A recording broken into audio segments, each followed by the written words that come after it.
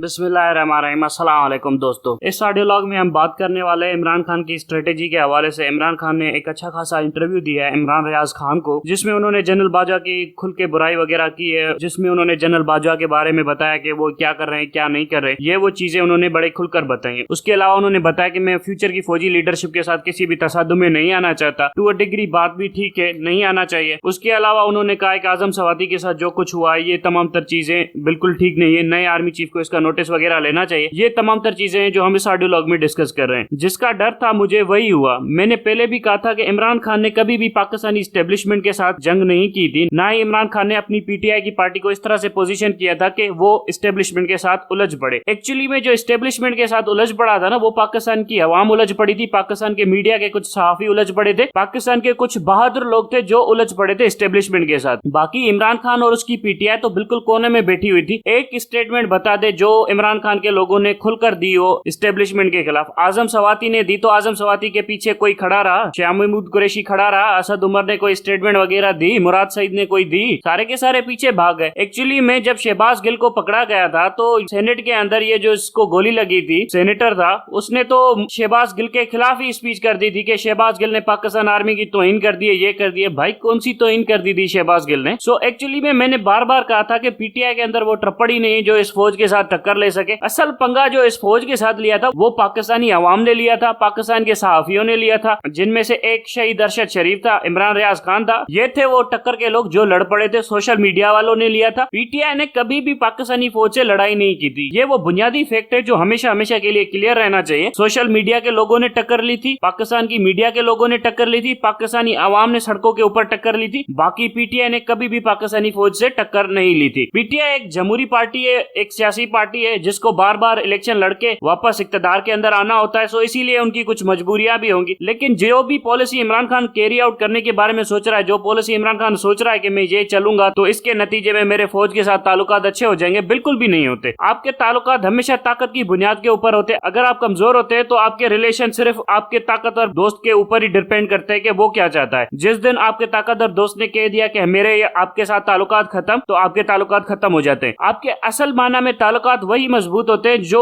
एक बराबरी की बुनियाद के ऊपर होते हैं। लेकिन फौज के साथ पाकिस्तान की सियासी लीडरशिप के ताल्लुकात बराबरी की बुनियाद के ऊपर नहीं हो सकते। वजह यह है कि फौज खुद को इस वक्त बहुत ज्यादा ताकतवर मानती है, जिसकी वजह से वो पाकिस्तानी सियासी लीडरशिप को कुचलने की ताकत रखती है, जिसकी वजह से वो कभी भी पाकिस्तानी सियासी लीडरशिप को वो इज्जत वगैरह नहीं देगी, बल्कि वो इन्हें अपना गुलाम समझेगी जो बार बार हमारे इशारों के ऊपर हमसे बातचीत करने के लिए तैयार हो जाते हैं। यह है वो बुनियादी मसला जो पाकिस्तानी सियासी लीडरशिप को समझना चाहिए और उन्हें ठीक करना चाहिए। लेकिन अगर आप चाहते हैं कि पाकिस्तानी फौज के साथ आपके बराबरी के ताल्लुकात हो, ये बात भी गलत है। पाकिस्तानी फौज आपकी सबऑर्डिनेट है, आपकी गुलाम है, आपके हुक्म की मोहताज है। ये नहीं हो सकता कि वो आपके साथ बराबरी के ऊपर बैठे। ये दुनिया का बदतरीन उसूल है जो हमने पाकिस्तान के अंदर पैदा किया हुआ है कि बराबरी की सतह के ऊपर फौज से बात की जाए। ये भी नहीं हो सकता। फौज आपकी गुलाम है। अगर आप उसको एज अ गुलाम ट्रीट नहीं करेंगे तो आप अपनी तौहीन कर रहे हैं, अपने मनसब की, अपने वजीर आजम की कुर्सी की तौहीन कर रहे हैं। आपको फौज को ऐसे ही ट्रीट करना चाहिए जैसे आप दूसरे अफसर को या नौकरों को, जो सरकारी नौकर होते हैं, उनको ट्रीट करते हैं। ये भी सरकारी नौकर हैं, आप इनको खामा में इतनी इज्जत देते हैं, ये नहीं होना चाहिए पाकिस्तान के अंदर। अगर आपने इस मुल्क को जमहूरियत के तौर के ऊपर मजबूत करना है तो ये आपके नौकर हैं, आप इनको एज अ नौकर ट्रीट कीजिए, बल्कि नौकरों से भी बदतर ट्रीट कीजिए। यही इनकी औकात है असल में। और दूसरी चीज ये है कि जो लोग कह रहे हैं कि इमरान खान जिस तरह की स्पीचें दे रहा है और जिस तरह के हुक्म दे रहा है कि आप लोगों को फौज के ऊपर तनकीद नहीं करनी चाहिए, हमने कभी ये जंग इमरान खान के कहने के ऊपर ना लड़ी थी, ना हम इमरान खान के कहने के ऊपर छोड़कर जाएंगे। हम ये जंग तब खत्म करेंगे जब ये फौजी अपने आप को आइन के नीचे लाएंगे। जब तक ये फौजी अपने आप को आइन से ऊपर समझेंगे, जो कि अभी भी समझ रहे हैं, तब तक ये जंग जारी रहेगी। इमरान खान के कहने के ऊपर ना कभी जंग शुरू की थी, ना उसके कहने के ऊपर कभी जंग खत्म होगी। मैं 1000 गुना इज्जत करता हूँ हिंदुस्तानी फौज की, मैं 1000 गुना इजरायली फौज की इज्जत करूंगा, मैं 1000 गुना अमेरिकी फौज की इज्जत करूंगा, चीनी फौज की इज्जत करूंगा। वजह यह है कि उनके अंदर गुलाम नहीं है, उनके अंदर डिक्टेटर नहीं है। और जिस फौज के अंदर गुलाम हो, मुनाफिक हो, डिक्टेटर हो और गद्दार हो, उस फौज की क्या इज्जत रह जाती है? उस फौज के अंदर क्या अहमियत दी जा सकती है उन फौजियों को जिनके अंदर गद्दार पैदा होते हो? हर दौर में उस फौजी ने एक से बढ़कर एक डिक्टेटर दिया हो, एक से बढ़कर एक गद्दार दिया हो, एक ऐसे डिक्टेटर दिए हो जो मुल्क को तोड़ने में कामयाब हो जाते हो, ऐसे डिक्टेटर दिए हैं जो 80,000 पाकिस्तानी शहीद करवा के खुद दुबई भाग गए हो। सो जब फौज ने इस तरह की लीडरशिप दी है हमें 70 साल की तारीख के अंदर, तो उस फौज की इज्जत कौन करेगा और क्यों करनी चाहिए हमें उस फौज की इज्जत जिसकी लीडरशिप ही इतनी घटिया निकलती है। मेरे अल्फाज बड़े तल्ख हैं लेकिन सही हैं, दुरुस्त अल्फाज हैं। इनमें किसी को ऐब नहीं होना चाहिए, सच कहने में किसी को कोई ऐब नहीं होना चाहिए। सच तो यही है कि ये फौज खुद को आम लोगों से ज्यादा ताकतवर मानती है, आम लोगों के ऊपर बादशाह मानती है, आम कानून से खुद को ऊपर मानती है, जिसकी वजह से ये उल्टे सीधे काम करके भी कहते हैं कि हम लोगों ने तो कुछ भी नहीं किया। आज भी मीडिया के ऊपर क्या नैरेटिव सेल करने की कोशिश कर रहे हैं ये retire army officers, general Amjad Shoaib हो गया, जनरल लोधी हो गया, ये क्या सेल करने की कोशिश कर रहे हैं कि माजी की चीजों को भूल जाइए, आगे बढ़िए, आने वाले दिनों के अंदर क्या पॉलिसी बनती है आप उसके ऊपर नजर रखिए, माजी को भूल जाइए। अच्छा यही बात है ना, तो माजी को कहां कहां पर हम भूलते फिरे। जब अयूब गया था तो लोगों ने कहना शुरू कर दिया कि अयूब को बस छोड़ दे, आगे देखिए, अब माजी को भूल जाइए। अगर हम उस वक्त अयूब को पकड़ के सजा दे देते तो पाकिस्तान इस हालत में ना पहुंचता। लेकिन फिर याया आया, फिर लोगों ने कहा कि याया को भूल जाइए, आगे देखिए। फिर जिया आ गया, जिया को कहा कि भूल जाइए, आगे देखिए। मुशर्रफ आ गया, मुशर्रफ को कहा कि भूल जाइए, आगे देखिए। क्यानी आ गया, क्यानी को कहा कि भूल जाइए, आगे देखिए। तो ये बाजवा आ गया। सो इस तरह के जनरल जब बार बार आते हैं तो हम कैसे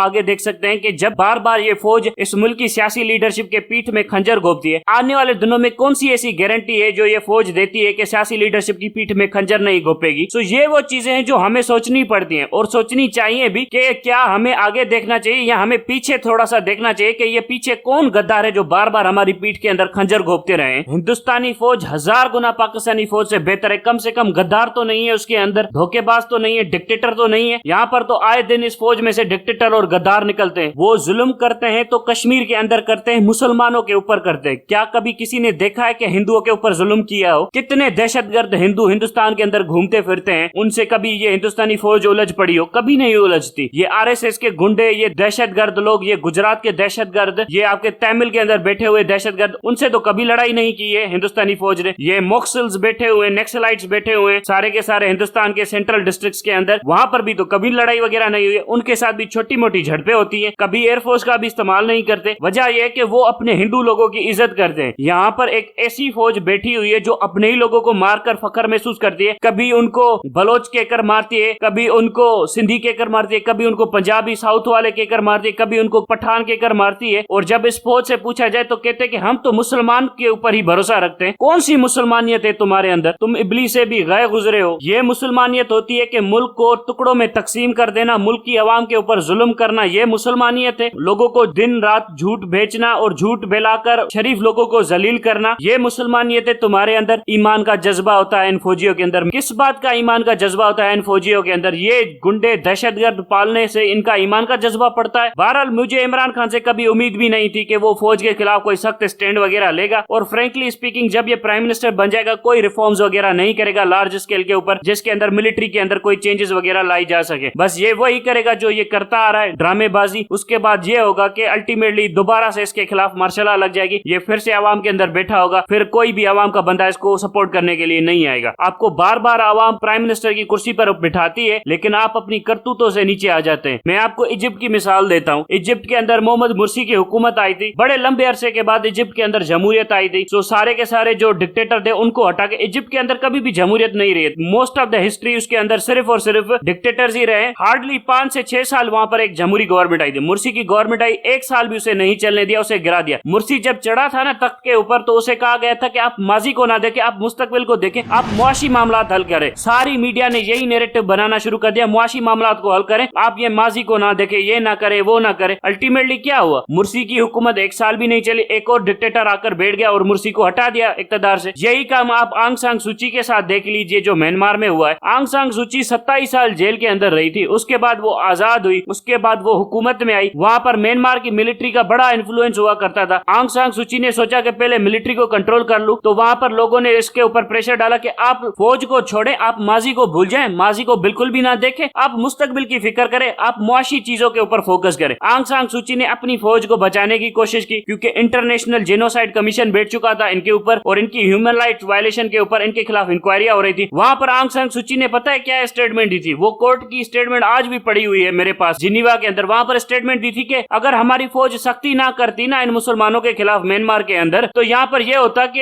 यहाँ पर अलकायदा जैसी तंजीमें फलने फूलने लगती, यहाँ पर तालिबान आ जाते, यहाँ पर पाकिस्तान से दहशतगर्द आ जाते और म्यांमार एक दहशतगर्द कंट्री बन जाता। इसीलिए हमारी फौजियों ने ये जुल्म वगैरह किया। आंग सान सूची अच्छी तरह से जानती थी कि ये फौजी झूठ बोल रहे हैं और मुझसे झूठ बुलवा रहे हैं पूरे के पूरे इंटरनेशनल कोर्ट के अंदर। उसके बाद ऑक्सफोर्ड यूनिवर्सिटी ने देखा कि आंग सान सूची फौज की पिट्ठू बन गई है, फौज की बातें करे। ऑक्सफोर्ड यूनिवर्सिटी ने आंग सान सूची का मुजस्मा उतार दिया अपने यहाँ से। उन्होंने पहले लिबर्टी और फ्रीडम के नाम के ऊपर उसका मुजस्मा लगाया था, वो हटा दिया। उसके बाद आंग सान सूची ने क्या किया, अपनी म्यांमार की फौज की मदद के ऊपर मदद करती गई। अल्टीमेटली क्या हुआ, आंग सान सूची के खिलाफ एक और मार्शल लॉ लग गया, एक और डिक्टेटर आ गया और आंग सान सूची को करप्शन के चार्जेस के अंदर फिर से 6 साल की सजा दे दी। मीडिया के ऊपर नैरेटिव बना के ये तो बहुत बड़ी करप्ट थी, ये तो डिक्टेटर थी, ये तो ये थी, वो थी, फला थी, ढेंगड़ा थी। उसके बाद उसको फिर से 6 साल की सजा दे दी कि करप्शन के लिए उसको 6 साल की सजा हो गई और नायल भी कर दिया कि ये आइंदा कभी इलेक्शन भी नहीं लड़ सकती। तो मुझे बताइए कि इस म्यांमार की 2 टके की फौज में और इस पाकिस्तानी फौज में क्या फर्क है, उस मिस्र की फौज में और पाकिस्तानी फौज में क्या फर्क है, सीरिया के अंदर क्या बना हुआ है, सीरिया के अंदर भी डिक्टेटर के ऊपर डिक्टेटर आ रहे हैं, इराक के अंदर भी डिक्टेटर के ऊपर डिक्टेटर आ रहे हैं। तो हमने एक अच्छा जमहूरी मुल्क बनना भी है या नहीं है? अगर हमने बनना है तो हमने इन फौजियों की गर्दनें उतारनी पड़ेगी। सीधी सीधी बात है, किस बात का रहम खाया जाए इन फौजियों के ऊपर और क्यों रहम खाया जाए इन फौजियों के ऊपर। बहरहाल मुझे तो इमरान खान के हवाले से बिल्कुल भी उम्मीद नहीं है कि ये फौज के अंदर कोई रिफॉर्म वगैरह करेगा, और रिफॉर्म अगर नहीं करेगा और आंग सान सूची के कदमों के ऊपर चलने की कोशिश करेगा, फिर इस फौज की वाह वाह करना शुरू कर देगा। तो मैं बता देता हूं कि ये जनरल बाजवा एक नहीं है, तुम कितने जनरल बाजवा मारोगे, हर फौजी बाजवा निकलेगा। फिर तुम लोगों को पता चलेगा कि ये कुछ और जनरल आ जाएंगे जो